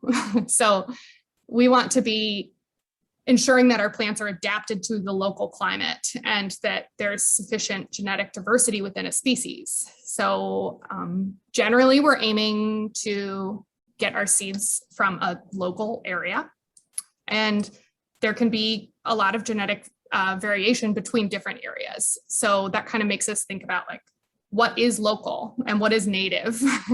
And that can be really different depending on the species. So the maps that I have here, I recognize that they're very small, so I'll talk through them a little bit. I didn't make these maps, I got them from the Forest Service. So I didn't get to decide how big the fonts were, but I'm showing here seed zones for Western red cedar and the Douglas fir. On the left, I have the Western red cedar, and it, if you could tell, has 7 distinct zones in the state of Washington. So the way that we think of these is that the seeds collected from the trees growing in those zones are likely to behave in a similar way when planted within the zone, right? So they're expected to fare pretty well in other areas of this same zone. The Western red cedar has fairly large zones. There's only 7 of them in the entire state, which means that there isn't relatively isn't as much genetic variation within the populations that would make it so that trees in Yakima are all that different from the trees in Chelan, for example. Then you can look over to this right map. That is for our Douglas firs. And that one has 16 different seed zones in the state, which is to say that there's a lot of genetic diversity in the Douglas fir species. And those populations are pretty uniquely adapted to the climate where they originated. And we want to be encouraging genetic diversity within a species, but we also want to be careful to not be importing something that's not genetically fit for the area that you're in, because you could have worse, not as good as survival rates, but also if those trees do survive and reproduce, then that could be weakening the gene pool of the trees that live in our parks, right? So this becomes even more complicated by the reality of a changing climate. And we do have to consider what the future conditions for our long-lived trees are going to be, and select seed sources accordingly. Which takes me to talk to y'all a little bit about assisted migration. I'm not sure how familiar this concept is to anyone, so I'll just kind of touch on it. Our current forest management practices rely on kind of the basic assumption that our temperature and precipitation are going to remain constant, but in reality, current trees that are adapted to the present and past climate are maybe going to struggle to be able to survive in our new climate. So there is a lot of research into going into how much land managers and foresters should be involved in helping trees to move to areas where they're going to be able to live in the future climate. And it's something you've got to be really thoughtful about. And we don't want to be bringing in brand new species from California or maybe other parts of the world that those people have been doing that for a very long time, and it can cause myriad unforeseen issues like invasive species, or maybe those trees would end up outcompeting all of our native cedars or something like that. So we got to be really thoughtful and careful and do this gradually. But one way to do that is to work sort of within our region and find potential seed sources. So for example, like if seeds are adapted to the future climate of a particular area, if they are, sorry, that's not phrased very well. Maybe if you're at a higher elevation, you could take seeds from a nearby, but at a slightly lower elevation that's warmer and drier, and plant those in your area with hopes that they might be better adapted for the future climate. I think that's what I'm trying to say. So here in this map that is pretty pixelated, this is an image from a tool that was developed as a result of some ongoing research that is trying to show the historic and potential habitat for the Western white pine. So so what it has here is the historic habitat from 1981 to 2010, and then also is showing the changes in habitat for our estimated future climate. And I picked a time range, and it was 2040 to 2070. So in yellow and green, that's the kind of current or historical range of our Western white pine. The green is the area that likely the Western white pine will still be fine in the future climate in those green zones. The yellow areas are habitat lost. Those areas will not be able to grow our Western white pines in our future hotter, drier climate. But the blue areas are new habitat for that species. So there's a lot of different ways to kind of consider how things are going to change, but with changes in heat or temperature and precipitation, and these models are helping us hopefully to get there. So all of this, of course, has to be paired with our efforts to reduce the stress on our trees where possible. So we're trying to manage those invasive weeds, of course, and maintaining a lower tree density if where possible to reduce competition, trying to think about drought stress and trying to plant more drought tolerant species, because we do know that that's going to be something we see in our future Pacific Northwest climate is hotter, drier summers. Likely our winters will be kind of compressed, lots of water in shorter periods of time in the winter is what some of the predictions are saying. That'll vary a lot, but the hydrology will be different. And then also changes because of the human impacts that are inevitable in this region. So yeah, that's sort of a crash course in plant selection, and hopefully gives you an idea of what is going into making those decisions and helps you understand that it can feel pretty complicated, especially when you have challenges like multiple tree diseases that are affecting our native conifers that we have historically had in these sites. I'm happy to answer any questions that you'll have about this process and hear your thoughts about it. And I guess I can keep my slides up. I lost my mouse. There we go. Cool. I can't tell if these hands are raised Ate has her hand right up, now. so let's hear from her. Lizzie, thank you for your presentation. Super interesting. Sure. I wanted to ask you, with that last point that you were making on focusing in the future on more drought tolerant species, which species you are prioritizing or anticipate? Like what does the research say about the most drought tolerant yet native species to focus on? Yeah, well, so there's been, I mean, it really depends a lot on where you are. Also, you know, like some of the species, I mean, those shore pines that we put in some sort of, I mean, those Western white pines are not ones that you would usually necessarily see in these areas, but those can I mean, Western white pine kind of does like moisture areas, but we are trying to plant them, make sure that we're planting our trees that do like wetter areas in areas that will stay wetter, and thinking about that. And then also incorporating, kind of slowly incorporating new species that are more tolerant to drought conditions. It's tricky to like plant for next year and 50 years from now at the same time, you know. For sure. So are those ones that you're planning for the future ones that are not necessarily native to the Puget Sound Basin, but, you know, maybe to regions that are a little bit broader in terms of how you define native? Yeah, sort of. The forest plan for Pioneer Park does say that the Northwest coast is sort of what we're defining as native, with like preference for Puget Sound Basin plants where possible. Yeah. Thank you. All right, let's hear from Trustee Bender. So thanks, Lizzie. This is really a very interesting presentation also. So natural regeneration is something we would like to see. We do a lot of planting, and I'm just wondering, how are we doing on that objective? That's a really good question. I was looking just the other day at some of the data that was from the 2018 revisit to the Forest Health Survey. And it was showing that we are having regeneration, natural regeneration of our conifer species, and much more natural regeneration of our shrub species, but we're still further behind on that than we want to be. And that's why we are like the plants that we're putting in this year, for example, which is most of the context I have, we put in 70% trees rather than only just 30% of them were shrubs. We're really trying to help those conifers establish and be able to regenerate. But yeah, so we're not where we want to be with tree regeneration. We're getting more deciduous trees regenerating than the conifers. It's happening, and not as much as we want. Yeah, Lizzie, I'm so sorry to interrupt. Would you mind Yes. Stopping the screen share? Oh, sure.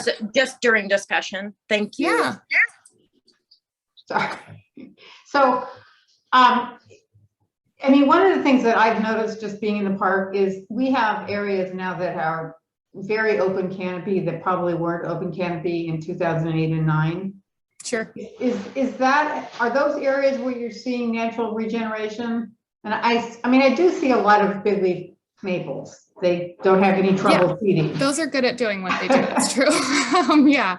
That's a good question. And I personally have, when I have been walking through the park, have been frustrated by the amount of blackberry that I'm seeing in those bigger open canopy areas, rather than that natural regeneration that we would hope to be seeing. I would have to look again at that data to see if it was looking at the park as a whole versus like the specific canopy gaps and what we were seeing in those different areas. So I don't have a scientific answer for you, but presumably when the canopy gaps open up, there would be more trees growing in them if the blackberry doesn't win always.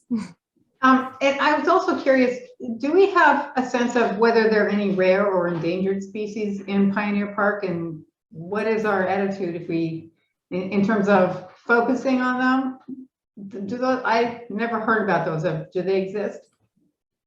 Yeah, from what I understand, I have not been around long enough to see most of them, but from my understanding, there are patches of Trillium throughout the site that is considered a rare forest plant. And then You should come to the Northwest Quadrant in May. Oh, okay. I can't wait to be here. Unbelievable.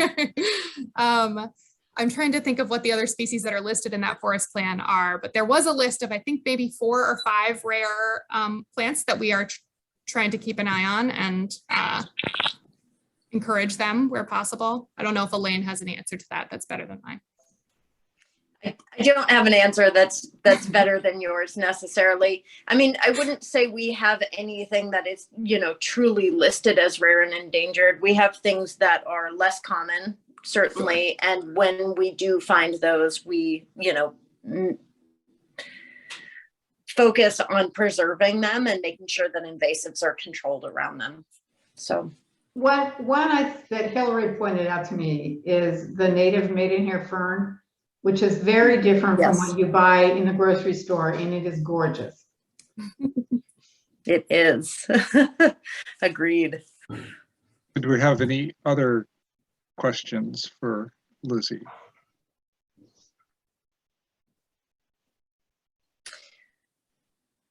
Okay, I think that wraps up the native or the plant selection for restoration work, and we look forward to seeing that in action as we have more plantings in the park. So great.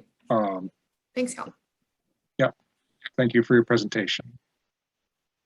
And that brings us to the 2022 work plan, and Elaine will host that discussion.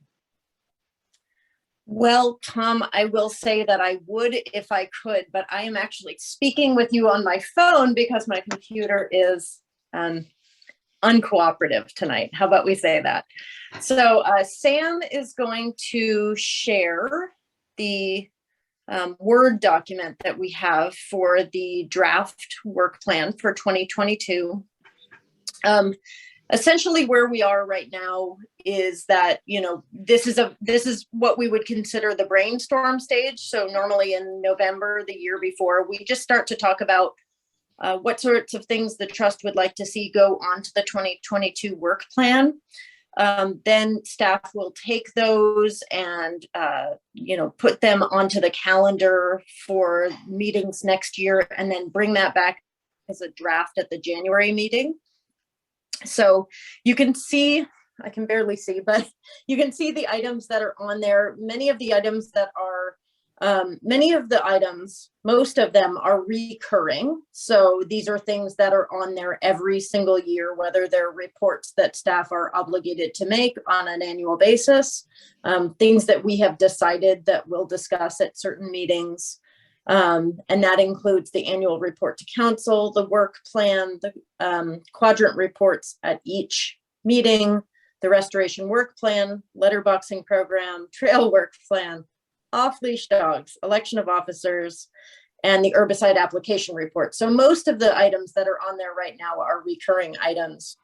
There are 2 that are left over from this year that we were not able to address quite yet. This first one is one that I am responsible for bringing back to you, which is the fire management plan amendment. So we did have one good discussion about that at the beginning of this year, and that still does need considerable work before it comes back to the trust. But I would like to make sure that that goes back onto the work plan for 2022 so we can continue that discussion.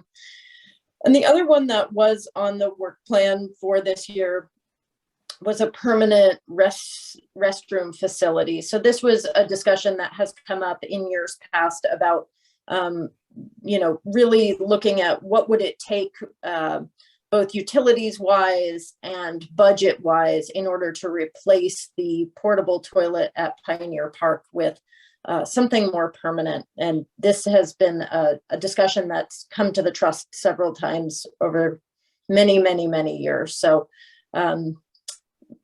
my preference would be to put that a little bit later in the year, but right now it's just sort of parked in July, but it can certainly move around. So with that, I will turn it back to the board to discuss if there are other items.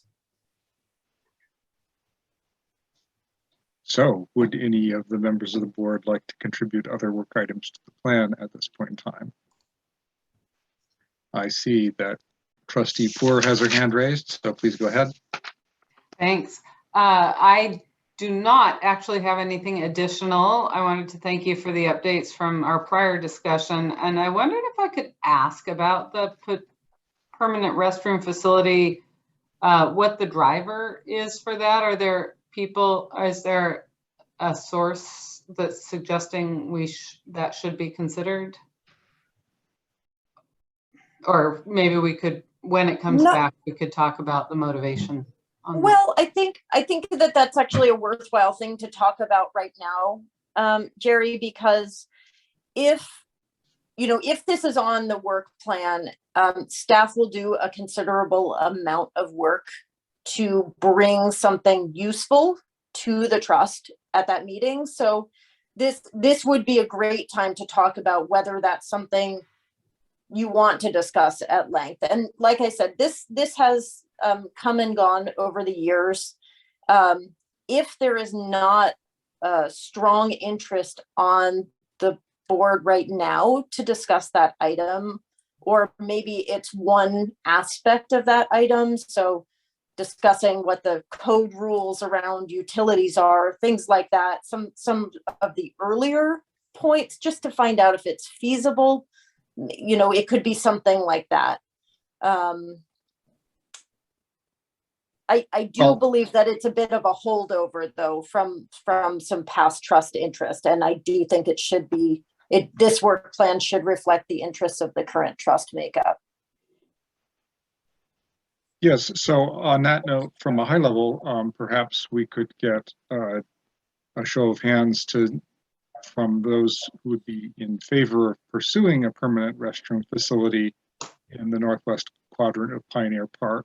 Oh. So if you would be in favor of that, please raise your hand at this time.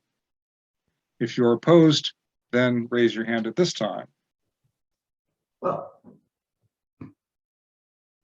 I saw, oh, I'm serious. So I see three opposed. I'm sorry, I didn't see any in favor. Did I get that count right? Yeah. well, Yeah, I guess, Tom, I'm just not sure. I guess to Geraldine's question, is it, I guess I don't know the rationale behind it, or if there's something faulty with what's currently available. So that's why I don't have an opinion one way or the other. I would say the same thing. I mean, I have no idea to what extent the porta potty is at all useful to the public currently. And I guess if I was to think about a restroom facility, I'd be inclined to think about it in terms of something more general, say in terms of an educational location on the park that it would be integrated with. I'm not, so I mean, I also have trouble figuring out where I would want to see the restroom, but as a general matter, I kind of would like more information, I think.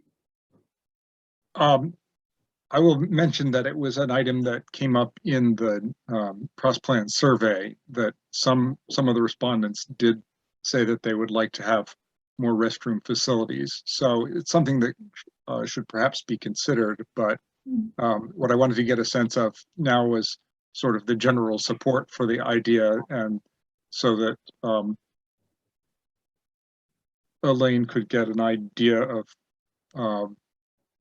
what level of work would be appropriate. So I'm with perhaps Marie. Oh, I'm sorry. I'm with Marie and Carol. I just think we need more information at this point. Yes, so I think that we should look into the motivation from the public and see whether there's strong support for it, and that would be a good starting place to sort of gauge if we don't have sufficient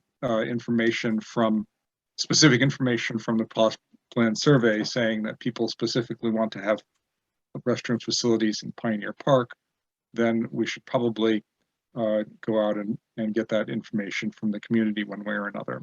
And that would be a good starting place. Does that sound like a good way to go? Yeah. Yep. Or even, may I Yes. say, even before going back out to the community, perhaps staff would have a consideration. I mean, we could hear from staff at our next meeting, and then if we dealt with it in January, there would be time to address it before July. If we could address it at an overarching level, then we could take it up in more detail in July if that's warranted. And there could be time for community outreach after a January discussion, perhaps. Right. So then what would your action item be, Elaine? I guess I have concerns about it. Get a little too much of sort of cart before the horse. I think that one of the things in my mind that is worth, a large part of this discussion is that there is not currently, any funding associated with a potential restroom. This isn't in any sort of plan, right? So this would really be a long-term discussion, right? We would be looking at something a ways down the road in terms of not just funding, but also planning. So, and then my other question or maybe concern would be about what that public outreach looks like, because presumably that would be done by the city. And I want to make sure that that is in line with all the other public processes that we have going on currently. So I'm sensitive, I think, to pushing on this too fast, I guess. Yeah.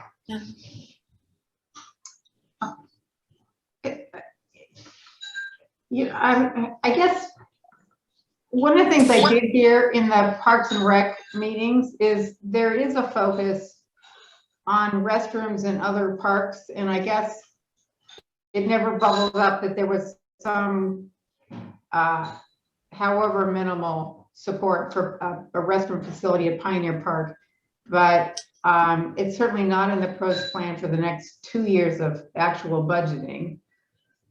But should it be in the long-term planning that's in the pros plan? I think that's the right question to ask, Marie. And I will note that well, first of all, it's not in the 6-year CIP plan for parks right now, but right. There are some additional restrooms being considered that are in the 6-year CIP. And I will say that they are very closely tied to decisions that were made as part of a much larger discussion with the Aubrey Davis Park Master Plan. And then, you think about other parks with established restrooms, they're part of usually larger master plan discussions. I'm thinking about, discussions that have come up around Mercerdale and the new restroom facility being identified in the upcoming master plan. So yeah, it's typically a part of a larger discussion about future planning. The current master plan for Pioneer Park does not have a permanent restroom facility in it, which is part of the reason that I'm saying that I think this is a much longer process. This is not something that would turn around quickly. However, if there's interest, the process of discussing it needs to start somewhere. And if there is great interest on the trust in starting that process and really evaluating feasibility and costs, then an early discussion would have to do with that.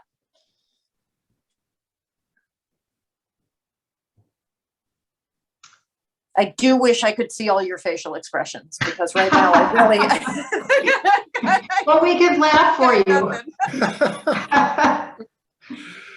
Well, it might be instructive to get an idea of what the impact of such a facility would be, based in current dollars, financially speaking, and also where it hypothetically would be located and what its impact to the environment within the park setting would be. And that would make it easier to consider it realistically. But again, we wouldn't want you to go to a great deal of trouble if we're not very invested in the idea starting out. So Well, maybe within those the first parameters, step. if there are rough figures or a sketch that's been done in the past. Right. It seems like maybe the what this is pointing to is maybe the early discussion is just on feasibility. So really talking, like I said, about, what sort of, are we required to have certain types of utilities? I know there's been discussion in the past about composting toilets or some other type that is more self-sufficient, but I know there are code restrictions, and so perhaps that's the place to start in this discussion in July, is really doing an analysis of what would it take, so that we can make sure that we're evaluating all of the components that would need to be a part of such a project, regardless of the exact location or cost of the exact restroom facility. Does that sound okay? Sounds perfect. The audio quality was very poor, but I think we got most of that. My apologies. Yeah, I would say doing a rough feasibility study sounds like a good starting place. Marie, you or Trustee Bender, you had something else that you wish to? Well, just one comment on that. I mean, I think that's exactly where we should start, because I know to some extent we're reacting to public interest in having a restroom, but if it's not possible, then it would be good to know that it's not possible and have an appropriate response to the public that makes them feel like, we're not just pushing it under the rug, we're actually thinking about it. And then I had a separate question about. Sorry.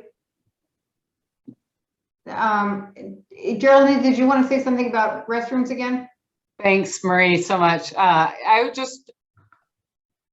will take a minute. I know that in the past there have been trustees on the board who didn't want any signs, for example, throughout the whole park. And I will say I'm not on that end of the spectrum, but I am in the less development side of the spectrum. And to me, the restrooms fall into that. So that's my closing. Thanks. If I could just add one more thing, I guess our focus has been on a permanent facility, and I'm having some audio difficulty. Can you hear me? Yeah. I can hear you just fine. Yep. Yeah. I was going to say, I think we also need to look at the other side of the coin. Is there, are there disadvantages in, the current facility that we're using? Is it causing damage? I mean, I know aesthetically it's probably not appropriate as, something else, but I think we need to look at both sides in terms of weighing, the need, and as well as, other issues such as, is it feasible? Can we afford it? And those sorts of things.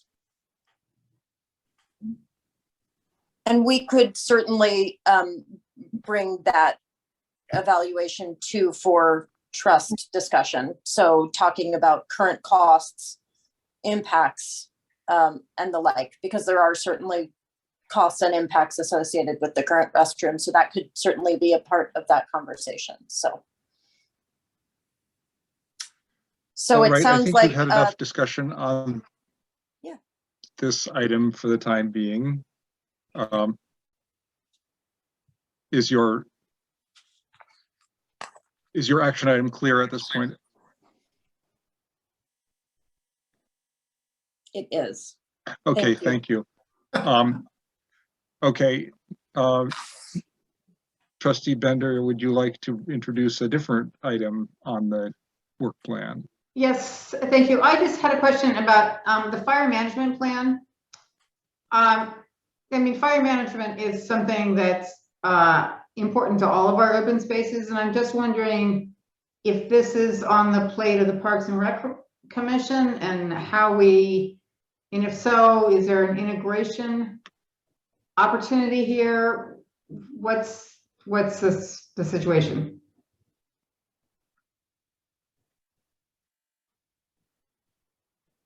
Did we lose Elaine? I'm on mute. No one can see me, so no one knows I'm on mute. Oh, I'm very over technical difficulties. So I think that's a great question, Marie. I don't know if there's anything like this on the Parks and Rec Commission's docket right now or work plan for next year. I will say this item is specifically being proposed as an amendment to the current appendix in the Pioneer Park Forest Management Plan. And I suspect we do have, and boy, I wish I had a copy of it pulled up in front of me, but we have discussed doing a comprehensive urban forestry planning project for the entire city. So it wouldn't even just be for parks. And, but I apologize, I don't even know that that's on the 6-year plan right now. So, but we have been discussing it and laying the groundwork for that. And I suspect that that fire management would be a component of that study.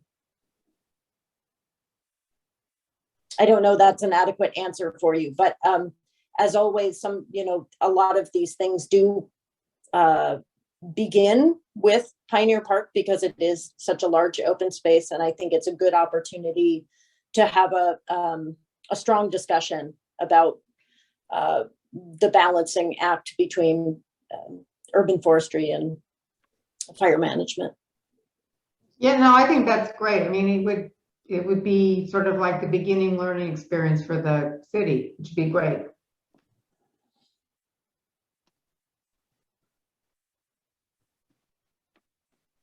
All right then, did anyone else have comments on the work plan as a whole or items to add?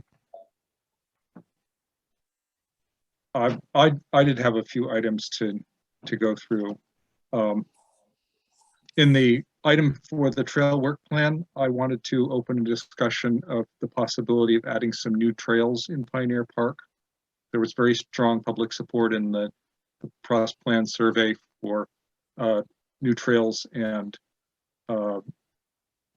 general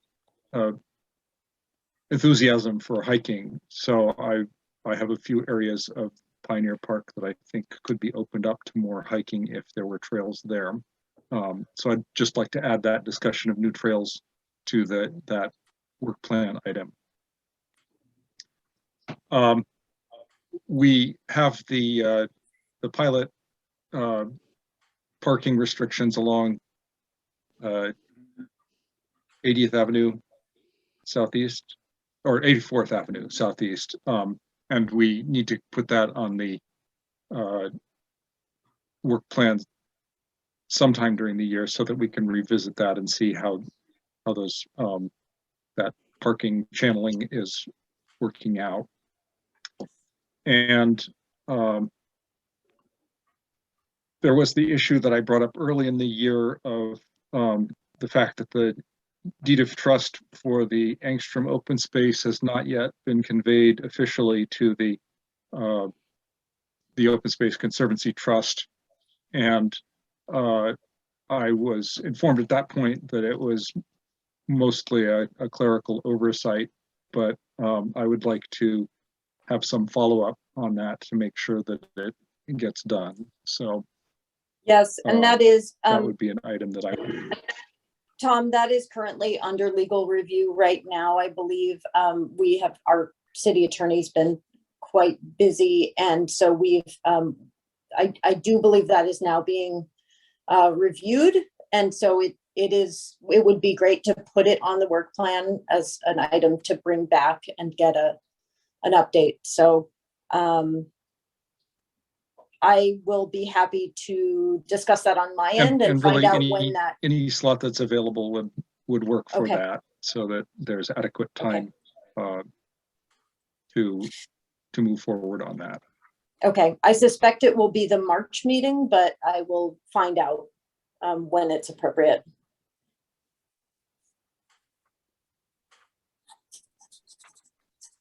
That sounds good. So we need a slot for the parking review, and where do you think that would fit? Well, so the parking, Perhaps the permit, the July meeting. the permanent markers have not yet been put in. And so we just haven't had the staff time to do that. And I believe we actually still need to order the markers. So my preference would maybe be to push this a little bit later, perhaps to the September meeting, so that we have a chance to see a busy season and really evaluate it during a time when we get more traffic. All right, that sounds good. Yeah.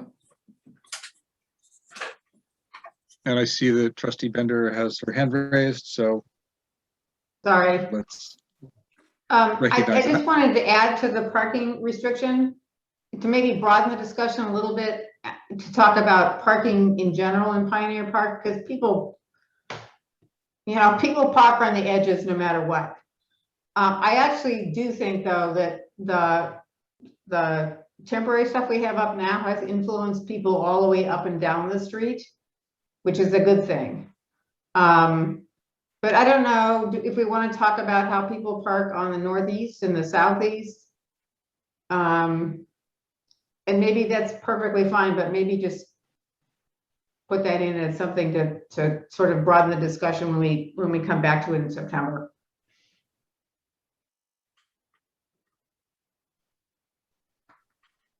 I can certainly add that to that item, Marie, to do a comprehensive review of parking on the perimeter.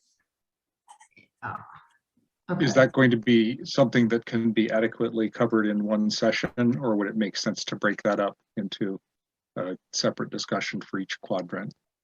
I think it would be okay to do it comprehensively, and it may actually be more informative to be looking at all quadrants at once to just balance where maybe the most traffic is and where there are current issues. So,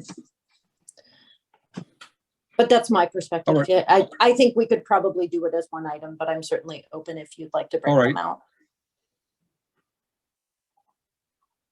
Oh, well, I was really concerned about whether it would be too burdensome to try to prepare all at once. So if it sounds like it's easiest to do it in one go, that's fine as well.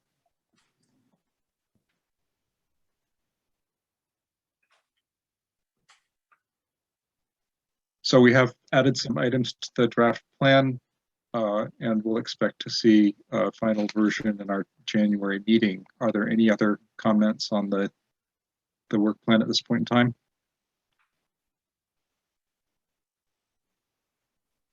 Okay, thank you. I think that brings us to the end of our agenda for this evening, or close to the end. At this point in time, we can move on to Quadrant Reports. So who's responsible for the Northwest Quadrant? I am. And Jerry. Yeah. Okay, please proceed.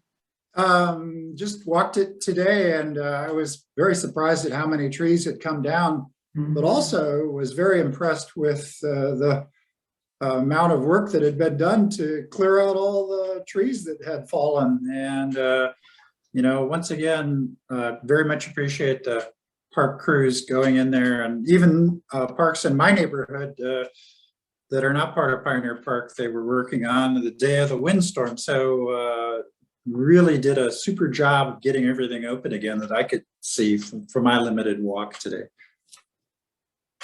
I'll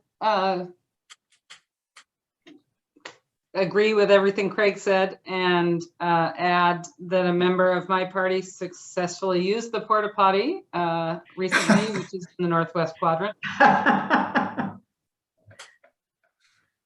It was clean, and as Craig said, yeah, the staff did a great job in taking care of those trees. There was that one that fell just north of, right on the main pathway a couple weeks ago. So maybe the Parks Department got it to fall in the right direction there, so it just missed everything. It was perfect. Yeah, it didn't go on the street, right? If it had gone the other way, it would have knocked out 68.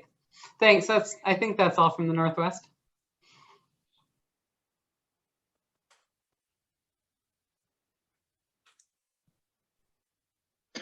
Okay, let's hear then from the Southeast Quadrant.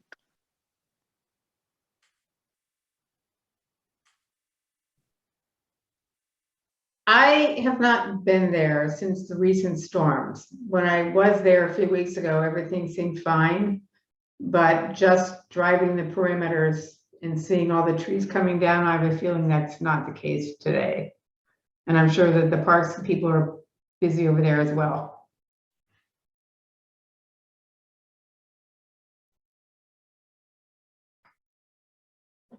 Okay, and for the Northeast Quadrant? I walked the Ravine Trail yesterday. I must confess that I have not been in the Northeast Quadrant for over a month, so I have no idea what it looks like. I walked the ravine yesterday and it was looking excellent. It was apparent that a lot of work had been done. It looked like there were maybe a few trees that had snapped up top, but it looked like the crews had been out there and maybe were converting some of the leftover stems to like wildlife trees. And the paths looked very clear and there were a lot of people out and no major damage. And a lot of it had happened last winter. I know we had a lot of tree fall in the Northeast last year, but it was looking pretty good. I would say some of the trees are like really, the ivy is getting a foothold and climbing up some of the trees, especially in the ravine on the big leaf maples. So I know that's something that we look at all the time, but it seems like it's really getting a foothold in there. Yeah, and I'm just saying, I've not been out the last 2 or 3 weeks, but I, like others, I've been most impressed that there's been major progress made, because there was substantial damage over the winter and spring in that area. And that it may be because the crews are already out there that some of this has gotten caught faster. But I, like you, I see a whole lot of folks out there. And I've even been seeing, dogs on leashes, which is, progress too.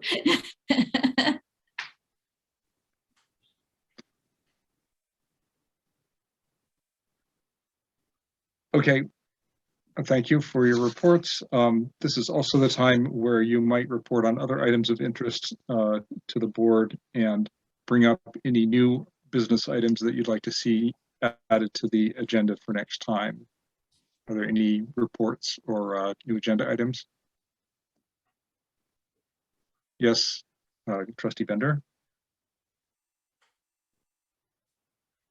You'll have to unmute yourself. It's not particularly a new agenda item, but I did want to sort of update people a little bit on the last Parks and Rec meeting. The impermeable surface issue is something that I think we are all very supportive of, and there was a discussion about everybody adopts the idea that we want to dampen down impermeable surfaces, but how you define that is a little tricky. because, for example, our trails are impermeable surfaces because they're compacted, but I don't think, nobody thinks that's what we're talking about when we say we want to discourage impermeable surfaces. Where we ended up in the meeting was talking about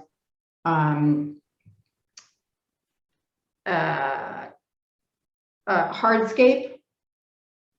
And I mean, I did mention that to me, hardscape may be going a little too far the other direction, because when I think hardscape, I think cement and pavement.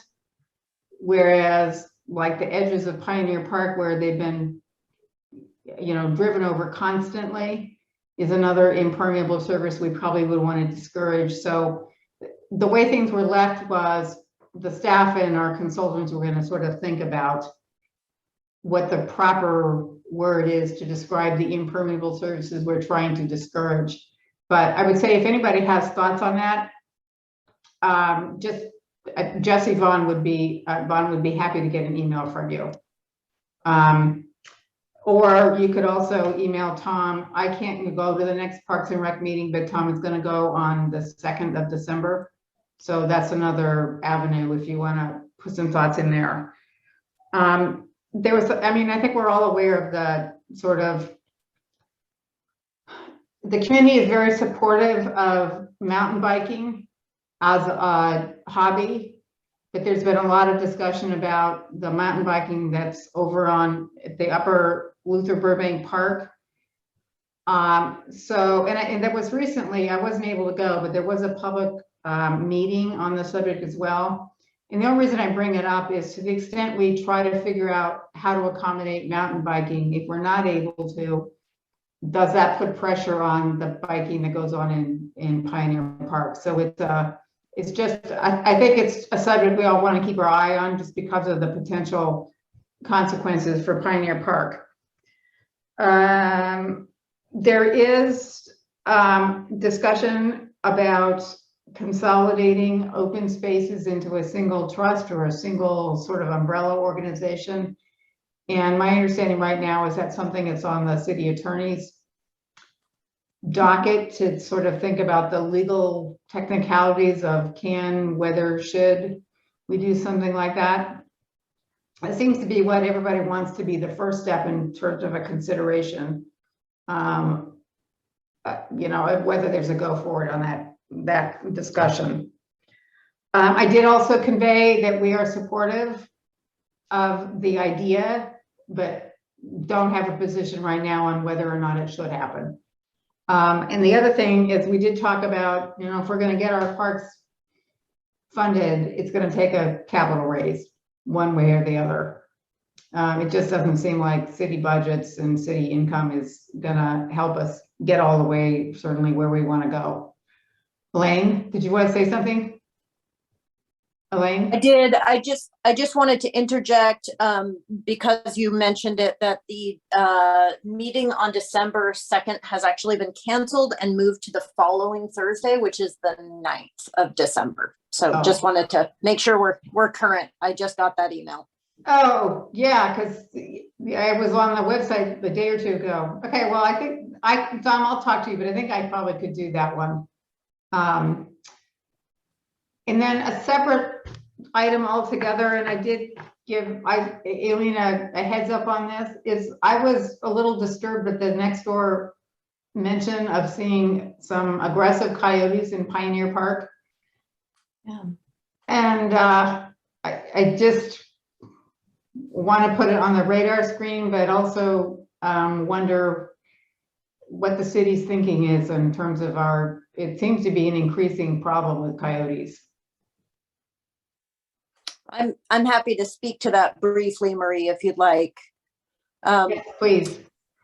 Yeah, so the city has been working with both Washington Fish and Wildlife Department as well as USDA Wildlife Department on this particular issue. On Monday evening, right after the Bike Skills Area public meeting, there was a public meeting regarding coyotes on the island.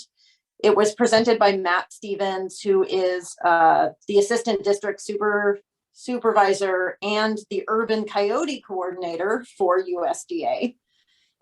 He has been hired by the city essentially to do monitoring. So he's receiving all reports and mapping all occurrences and sightings, and is very, very, very knowledgeable on these issues. He has been doing this for, I don't even know, 20 years, something like that.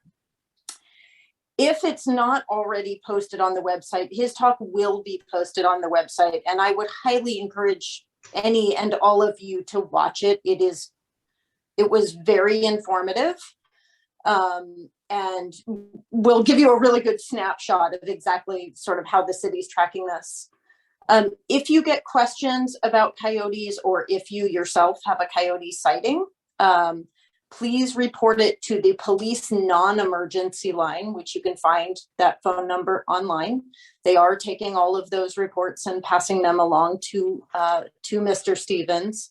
So that's the correct avenue for those reports. I will say that there has been a lot of activity on Nextdoor about it, but we want to make sure, again, as this message we want to continue to put out there, which is that Nextdoor is not letting the city know. And we need to get it through official channels to make sure that we're capturing all of that data. So that's my ask. Excellent. Yes, I attended the discussion about, oh, pardon me. I didn't mean to interrupt. I did attend the presentation on coyotes, and the general message is that as long as you take some care, it's easy to live with coyotes. And if you don't leave out food or other attractants for them, it's also maybe easy to discourage coyotes from moving in and taking the place over. So I would think that reports of coyote sightings on the island are not alarming. We can easily live along with coyotes. They've figured out how to get along with humans just fine. And the concern, or yeah, I would say concerns about having coyotes, wild animals in our midst is a little bit overblown. That according to the presentation, there's very little chance that you would be attacked or bitten by a coyote. So you may convey this message to people who ask you as a board member what's being done about this.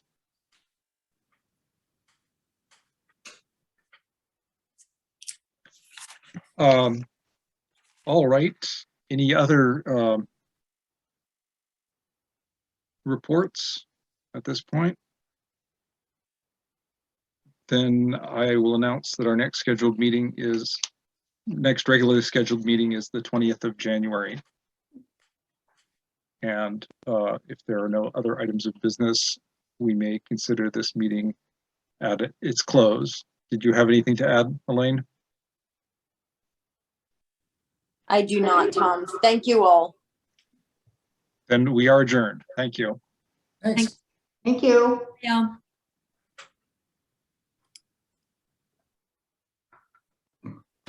Press leave. Yes.